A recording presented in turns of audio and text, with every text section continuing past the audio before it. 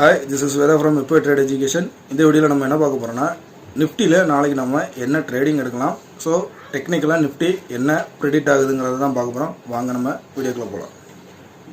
நிஃப்டியை பொறுத்தவரை நாளைக்கு எக்ஸ்பைரி டேயில் நமக்கு இந்த இடம் இன்னைக்கு ஒரு சப்போர்ட் எடுத்து ரிவர்சல் ஆனிச்சு.